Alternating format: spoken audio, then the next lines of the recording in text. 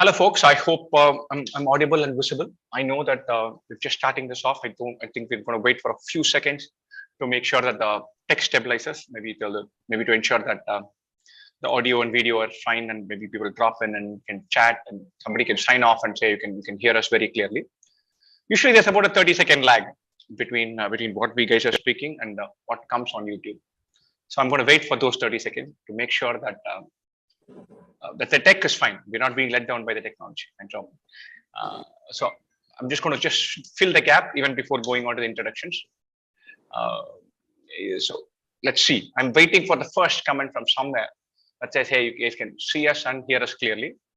Once that tick mark is done, we'll jump in and have some fun discussing this and that and shooting the breeze. We have two wonderful, lovely youngsters with us. They're all brimming with hope and optimism for the future. I get thrilled to bits speaking with younger people.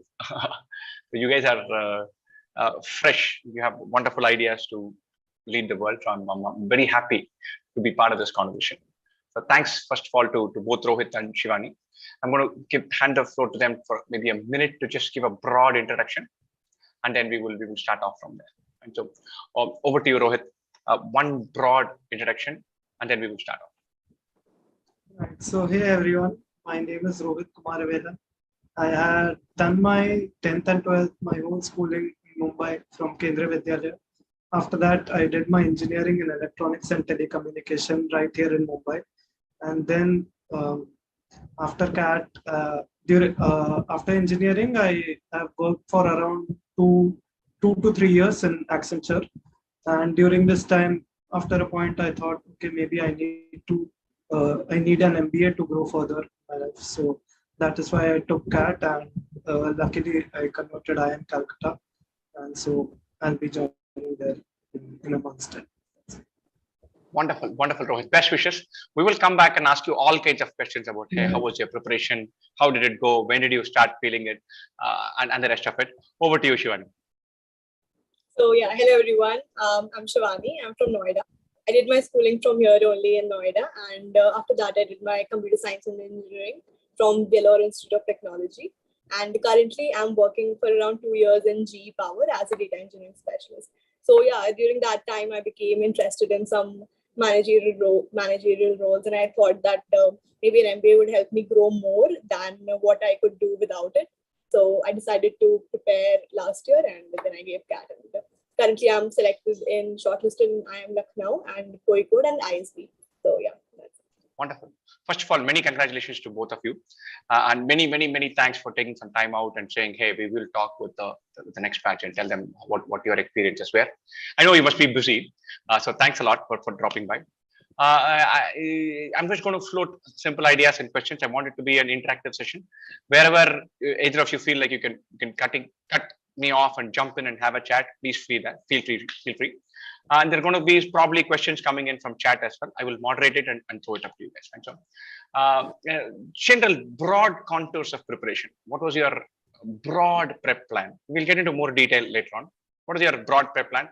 And if you can include, if you had a particular weakness section and strong section, please float that as well.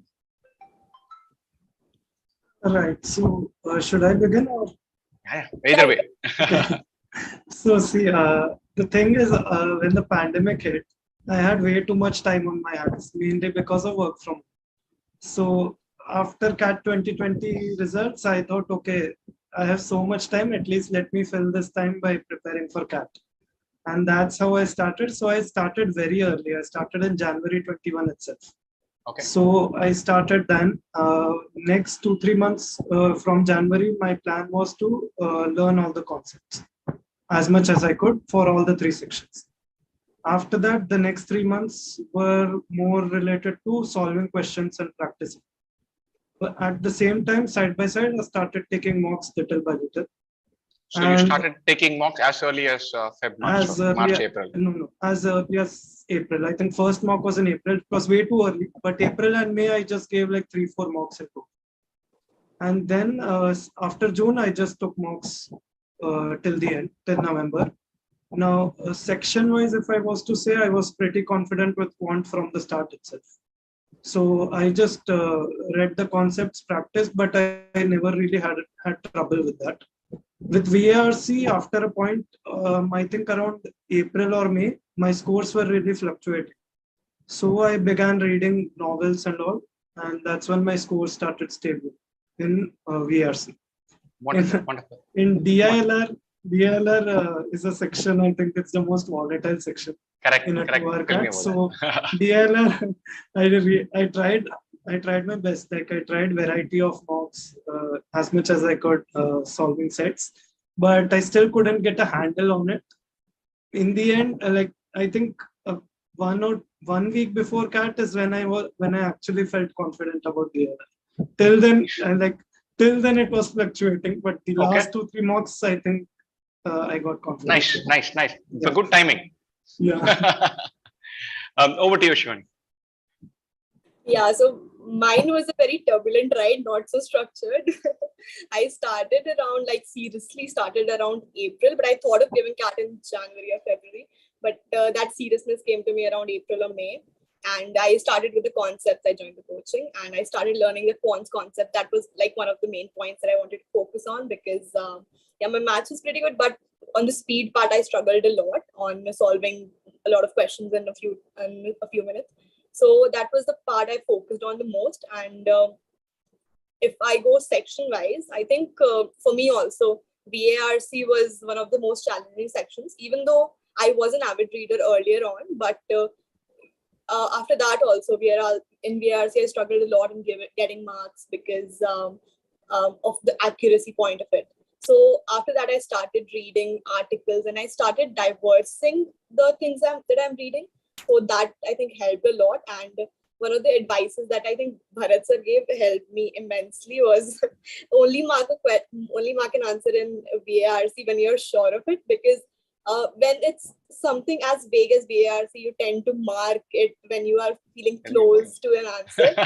So that really brought down my accuracy a lot, and there was a lot of negative marking. So once I got that advice, I really started focusing on it. So I think apart from reading, also that advice helped a lot. And for DILR, that was like one of the sections that was natural to me because it varied from mocks to mock. Sometimes I got a lot of marks, sometimes I got very low marks.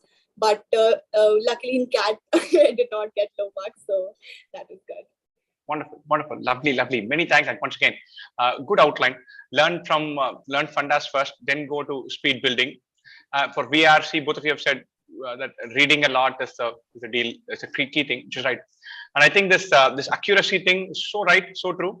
And I also have dispersed this gyan so much, but I don't have Bharat's discipline. So if I'm taking a real mock, if I skip 3 questions, I am marking the 4th one. I can't stop. I'll be like this is right. I need to see the answer being marked, which is not right, I know, but hey, that's how it rolls. There's one other question I keep getting from students saying sometimes they feel a pang of not having the belief. So I want to know, was there like a moment or a phase in your preparation where you felt like this is not rocket science? I have this. No guarantees. Nobody can have any guarantees. That I'm sure. Both of you would have got wonderful scores and wonderful percentiles, but there's no guarantees. That I understand. But is there a point where you felt like, look, I have a shot at this, and what kind of gave that? Yeah, I can start for that question. I think for that, I think it's all in the mind in the beginning because from the beginning you see CAT as a very big exam, which is a very competitive and all. But once you start preparing, I discovered that the concepts are not that difficult. Even in quants, I think concept learning is in quants only. Others are mostly practice. So in quants, I basically discovered that the concepts are basic, which you have done in your aptitude for your placements or even in NTSEs if you were a part of that in school. So I think at that point when I really started learning those concepts and started practicing, that time I felt that at least the concept part of it is not difficult. I just need to practice more and bring down the timing that I'm solving these questions in and improve my accuracy and my confidence at least. So I think at that point I realized that, yeah, it's not rocket science and I can do it if I practice enough and be consistent. Lovely. Over to you, Rohit. Yeah, so building on what Shivani said, of course, when I I mean, you're never done with your concepts, but when I was sort of done with it by April, and I started taking mocks, and even though my score was good, the percentile wasn't that great. And the main reason for that is people who start early. People who start early are the ones who have taken CAT seriously the previous year, the retakers. So that time I was a little bit hesitant, but as time kept going, I think by June, July, I was fairly confident that I might crack 99.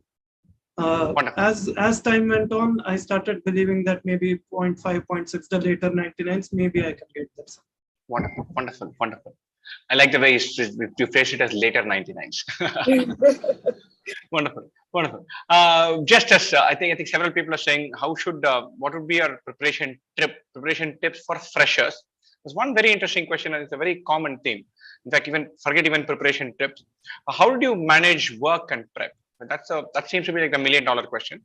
I'm sure you had demands on your time from work, personal life, and preparation. And work demands can be sharp and sudden, and it has its own ebb and flow. How would you manage that? Go ahead. Okay, I think we got lucky since it was work from home. So at least we didn't have that a lot of travel, and at least we were able to wind up easily after a day of work and get straight to studying. And basically, I think how you manage it is mostly allocating the times that you want to do your prep in or you want to do your work in. So daytime, for me at least, it was office, and at night I at least made sure in the beginning that I'm giving 2 hours minimum to CAT preparation, and at later time obviously 3-4 hours a day I used to give, and weekends was all for CAT preparation. And I think start giving mocks, as Rohit mentioned, is very important, because that way only you will get to know your weak points, and then you can focus on that. So you won't waste too much time on the concepts that you might know or you might not want to focus on too much at the beginning. Fair enough. So first of all, with this work thing, it's important for the schedule to be tailored to each person, because some people are okay with morning and some are night owls. So it's not an advertisement for my job, but with my job, my hours were pretty good, which helped me study a lot. Good. So, I hope your former bosses are listening in and feeling great about themselves. So I used to study at night, but then when my preparation was at its height, I think May or June, when I was pretty much done with practicing questions also, so I wanted to rush into mocks. So that time I used to do maybe a Sudoku or a puzzle before work, and then after work is when I did my actual cut. That's how it. Wonderful. I know both of you are engineers, and in one way you're the mainstream candidates. Engineers, 2.5 years of experience, and then going probably the incumbent group. Suppose you had to put your thinking hat on and say, how would non-engineers prepare for people who are not used to dealing with numbers and equations through their undergrad? What should they look out for? What should their strategy be? I mean, it's not that I of course I can't say for a non-engineer, but I don't think it's that big a difference, because CAT is, I think, maths till 10th standard. So I mean, with practice they can obviously get to that engineers, many of the engineers are natural. Okay. So it's not going to be dramatically different. I hope not. I've been saying this, and I usually get brick patch for this. I wanted somebody else to say that. Well, of course, I can't comment. But it is what that is true in the sense that we don't. There is not a whole lot of engineering math that gets tested in CAT. It's very regular stuff. It's not rocket science. And I think there is the non-engineers suffer from a big confidence stumbling block. They feel that the game is rigged towards engineers.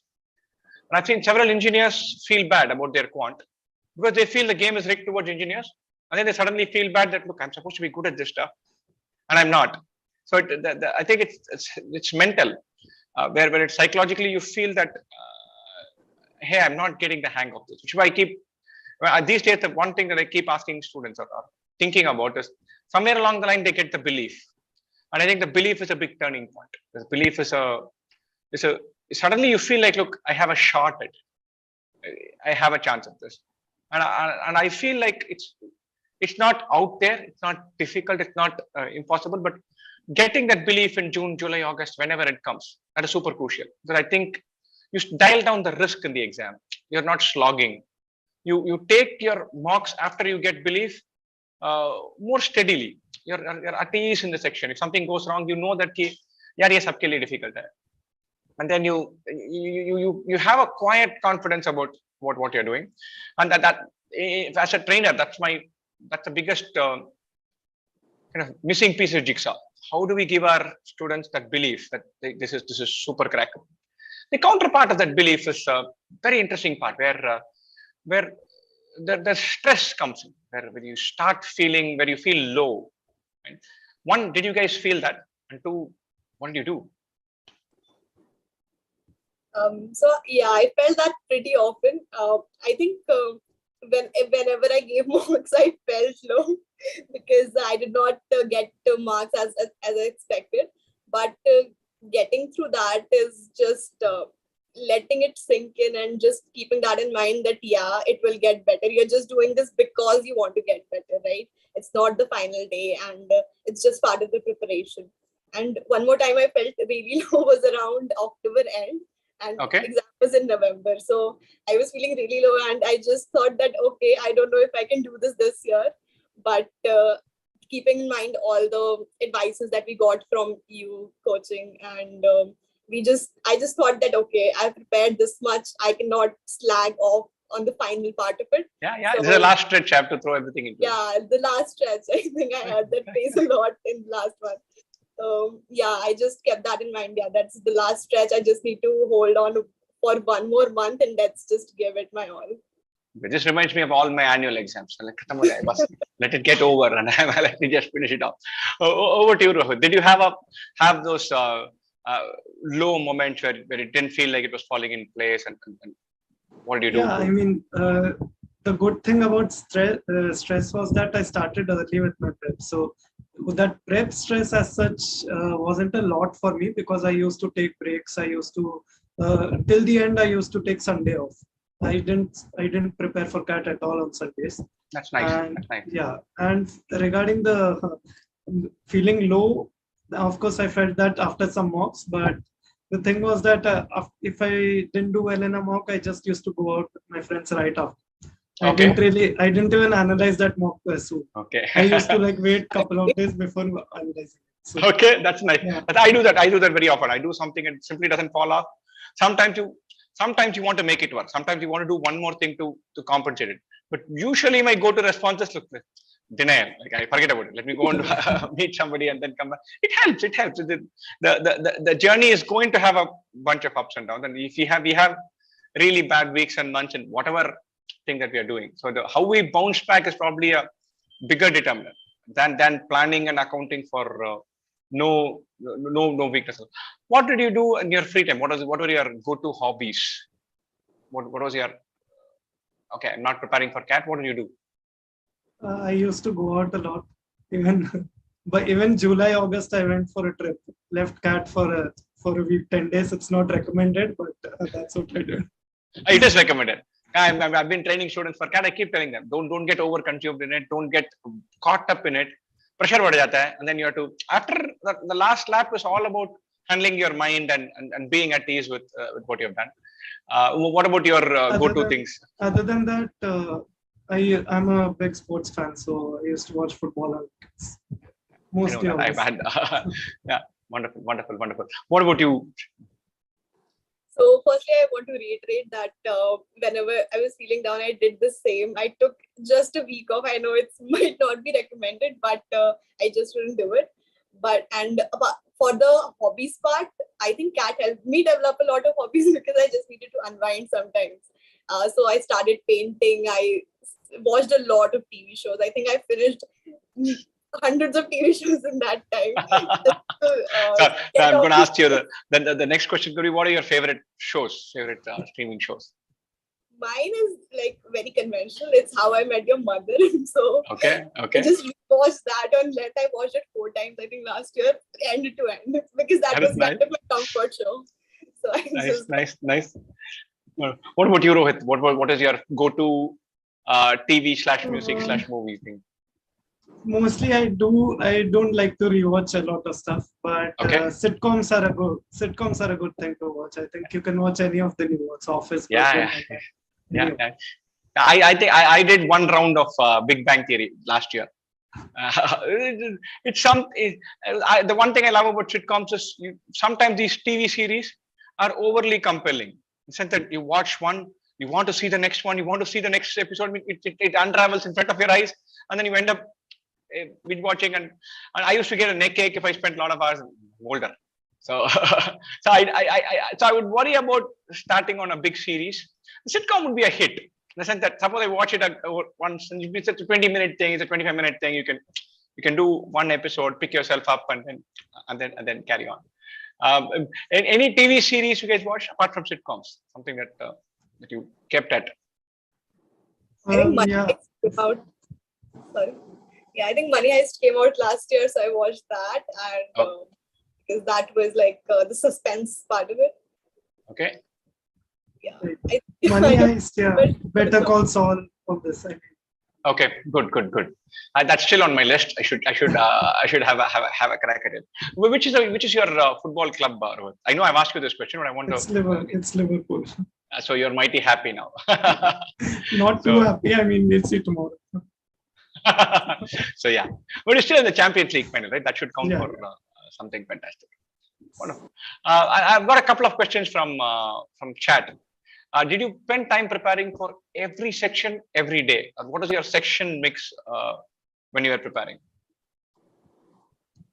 Section mix, I think, was 2 days for each section in a week. I think that was my, as far as I can remember. Okay, so for me, towards the starting, it was not so structured. I focused on quants because it had a lot of formulas and it had a lot of topics that I wanted to cover. So I focused on that, and I think towards the end, I started doing at least a bunch of questions from each section every day, so that I don't miss out on anything. So it was more structured towards the end, where I focused on all the sections together. Wonderful. One more question. How did you guys make notes while preparing? And what did you do with them? How did you revise? I think this is from Mithul Gar. What was your note-taking plan? Did you guys do it or did you not? No, I didn't take notes. I did take notes while taking classes, but I don't think I ever went back to them. Okay. Nice. Wonderful. What was your highest mock percentile that you got while practicing? What was your least? Once again, if this is personal and you don't want to share, you can say, look, I don't want to share this number. Or you can say 101%. We're not going to check it out anyway. What is the best percentile you got in your mock? And what was the embarrassingly low one? Best, I think, as far as I can recall, I think it was 99.9. Okay. And lowest, I think, was 92, 93. Okay. That's a narrow enough range, not embarrassing. You can live with that. So for me, I think lowest was around 88 and highest was 99.2. So for me, what happened was whenever I gave regular mocks, I scored normal percentiles. But when I gave last year CAT papers, right, I scored 98, 99. So that also gave me the confidence that at least I am solving CAT papers correctly.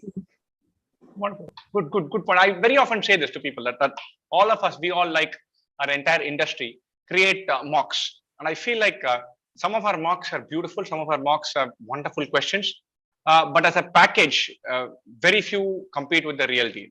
As a whole thing, all sections coming together, that environment, the quality of question, the consistency of the CAT is unmatched. It's phenomenal. I have my peeves with CAT as well. I feel like some of the questions simply shouldn't be there because they're too vague. They're unfair on a section basis, but on a quality metric, the actual CAT papers, it's a notch above what all the mock providers put together. Even if they take their best, I think the CAT is a couple of notches above that. In their defense, they need to create 3 papers. We end up creating 30. So I think that's where the difference comes. I'm going to go to the meatier part of the section. If you had to give some tips to people who are preparing, what would you say? What would some 2 important things for them to keep in mind? What would that be? First is take mocks, analyze them. The most important is this. Without mocks, you can't crack it. Take mocks. Before you take another mock, analyze the previous one. Don't go to the next one. And know your. The other one would be know your strengths and weaknesses. So, and probably like during the actual CAT, you probably need to know which questions you can tackle before you have even read the whole question.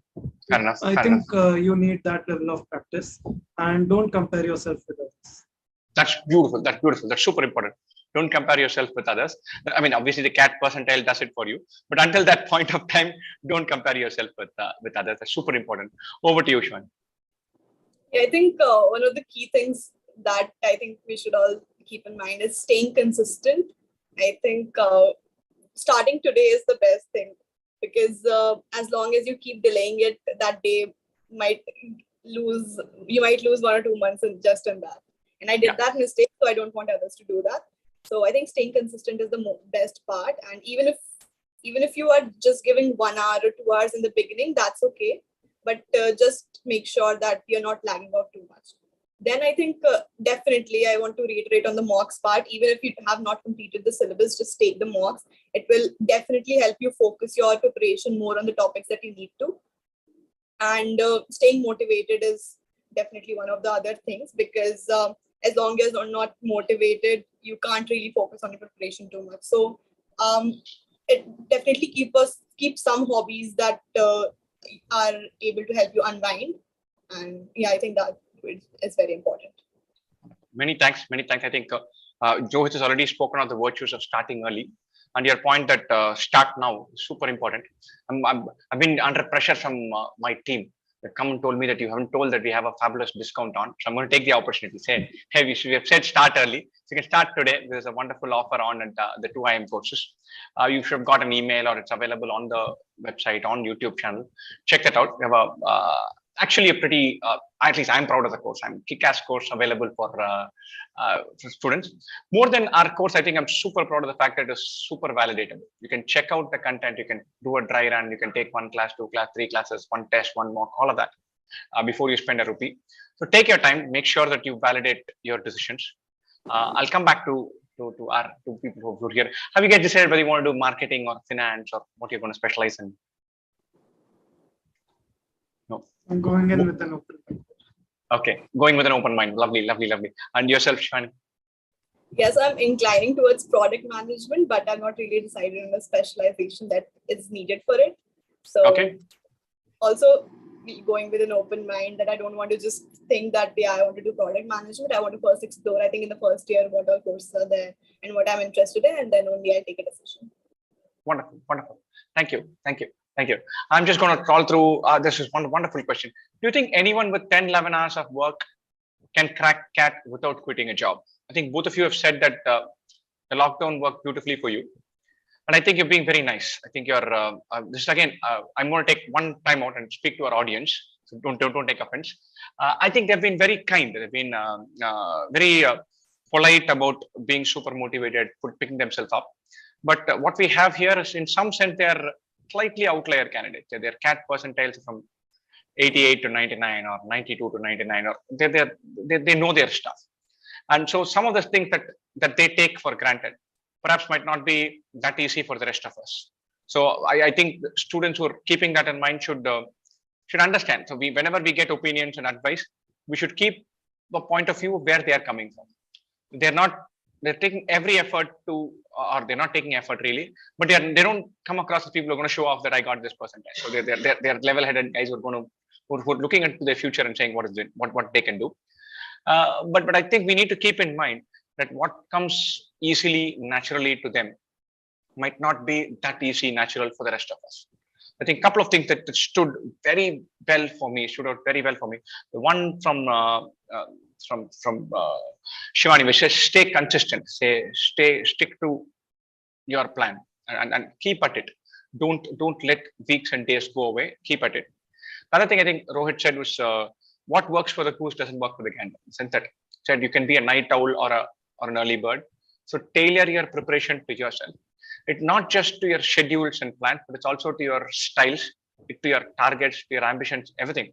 So I would take everything that they've said with the coloring that they've had the belief, they've had the confidence, but they're probably candidates who were headed towards a 99 plus naturally, and they did a bunch of things that falls in place for them. So if you're in that brigade, then take this and then adapt it.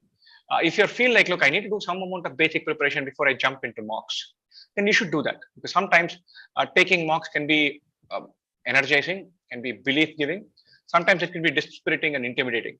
So you need to figure out what works for you, and then account for that, and then kind of plan for that before you go in. Back to the two of them. So which you think was the worst team in the IPL this year? Mumbai Indians or Chennai Super Kings? I'm a diehard Mumbai Indians fan. Not a good time to be a diehard Mumbai Indians fan. No, we will bounce back. What about you, Shivan?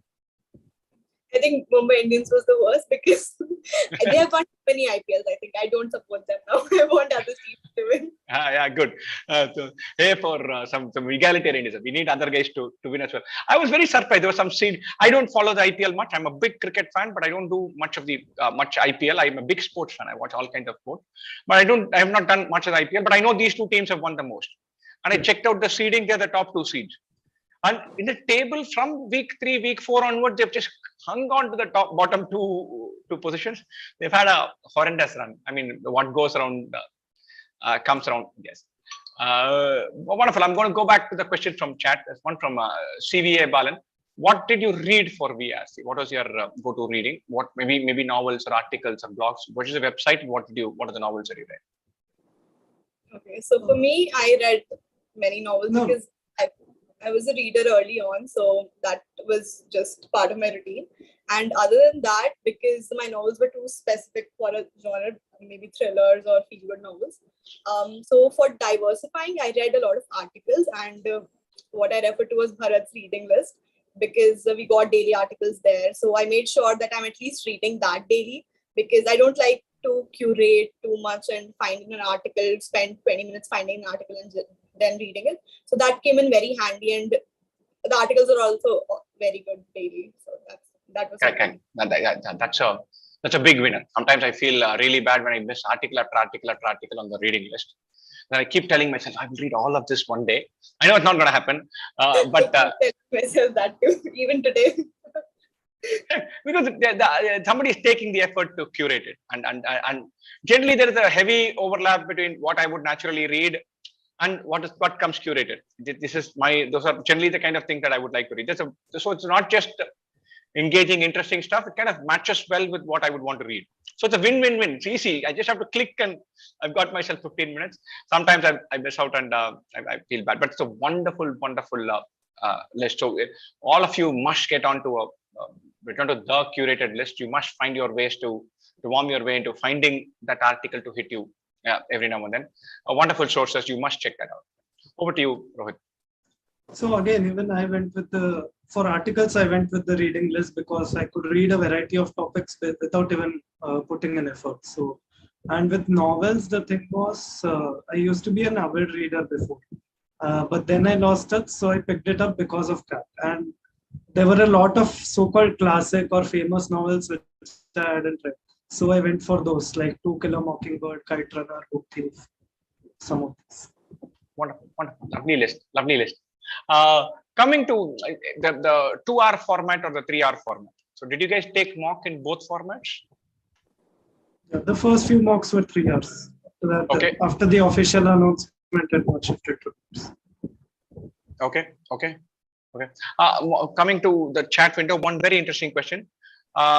Reading a too big article, especially Eon, takes a toll on stamina and induces to close the prep for the day and start again the next day. Is it natural? Yeah, definitely. Break the article into 2 or 3. Okay, and then continue later on. Okay. Yeah, later. Okay. Okay. But would you stop prep for the day, or would you shift to something else? And I think reading an article was the last thing that I did for the day. okay. So Okay. yeah, if I couldn't read the whole thing, then I would do it the next day. Okay. Okay. Okay. Okay. Nice. Nice. For LRD, the one thing that you mentioned that you did Sudoku puzzles. Did that help? Is it something that you would recommend? For me personally, it helped. Yeah, because Okay. see, during the actual CAT, two of the six-setter questions, puzzles were grid solving type. Okay. And as soon as I read the whole set, I knew that they were grid solving type. So since I had done Sudoku, I was pretty confident with filling grids. Okay. Okay. That's the reason I even attempted those sets. Okay. Okay. I shall start. I used to do a lot of Sudoku before, but now I've fallen off. I do the Wordle thing now, but that's a 5-minute, 6-minute, 10-minute hit. Not intensely doing Sudoku. Anything else unconventional apart from books and online courses? Anything that you should do offbeat for preparation? Either of you. Sudoku, I understand. Not really. But anything that do anything. did you guys go through the NCRT books and buy a lot of books and prepare with them, or you just went with one course and then No. The NCRT. Bought books, but I didn't prepare from them because I think I got too much content from everywhere. So correct. That's actually a very valid point. Several of us expand the scope of what is the preparation material content, then put it all together in one place, and then it becomes overwhelming, or it just gets pushed to the background. So it becomes a nightmare dealing with that. Wonderful. I'm sure you're looking forward to doing your MBA. Best wishes to both of you. Many thanks once again for dropping in and having a lovely chat with with all of us, our viewers, students, all of them. That's about it from my end, and many thanks for being patient with questions from chat as well. If you have anything that you feel like, look, for the next set of aspirants, if you feel like, hey, this is something that you guys should do, please do share that. I think we've covered most of it, but I just have to say one thing is just start today. Don't think too much about it. We are already, I think, in May. So yeah, it's the perfect time to start. I started, I think in April or May only, and I did pretty good. So I think, I think at this point, a lot of people might also think that it's too late now. We might try for next year, but I think it's the right time whenever you start. At least give it your best and give it this year, and then you'll see what happens.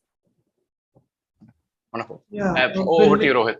Yeah, building on what Shivani said, for not doing something, you can find 1,000 reasons, but you only need one to actually do it. So find your reason, you'll find success. Wonderful. Thank you so much. It's been an absolute pleasure chatting with you guys. For some reason, I feel super glad, super thrilled that you were with 2IIM. It feels like we're all forget your performance and your scores and marks and which college you're going to. You are super level-headed. You're relaxed about this, and you're not like, look, I know this is your plan. You're both super grounded. I hope you hang on to that for a long time. You seem very much like people we would love to sit and have a chat with or coffee with, and that's a gift to have for somebody who's who being easy to converse with. Sometimes it's a very underrated trait, and I think you have that in spades. And I hope you hold on to it, and cherish it, and continue to be the wonderful people you are now. And many thanks once again for this. Hope we have wonderful MBA time in MBA. I'm mighty glad you're doing it post-COVID. A bunch of the guys who did it not post-COVID. I hope I've not angered the COVID gods. I'm not saying this, but hopefully we are at least the worst is behind us. I don't think I have the strength in me to look at another second wave. So hopefully the worst is behind us. I loved my in-campus experience for MBA. I'm sure you will as well. I hope you have that to the complete extent possible. Many thanks to the guys who've been here. There is a fabulous discount running from 2IIM. Do check that out. And please do subscribe to us, like this video, comment, tell us what other content you want. We always want to have engaging content that we can talk with people, engage with them, and help out in the preparation journey in some part. My team, which I've been sitting on, I think I want to do something over the next month and a half, is to talk about belief. I think somewhere the guys who crack it get one belief somewhere along the journey that hey, I have it in me to have a shot at it. No confidence, no guarantees, nothing. But somewhere it makes them make their decision making better. I've seen it in sportsmen, in cricketers, in footballers. The jittery cricketer will want to hit every ball. The in command guy will play out an over and then pick his spots, pick his bowler. They are more at ease because they have one layer of belief. So it is. I want to do a bunch of sessions to reinforce that, to tell people, nudge them towards belief. Belief doesn't come. Belief can't be infused. It's a confluence of circumstances, and somewhere you start feeling like, okay, I have a crack in it. Hopefully, more of our students will have that, and hopefully, this would have helped it that little bit in bringing that belief. Right? Many thanks, folks. Once again, many thanks and best wishes to all. Thank you so much. Thank you, and all the best to everyone. All the best. Thank you. Thank you.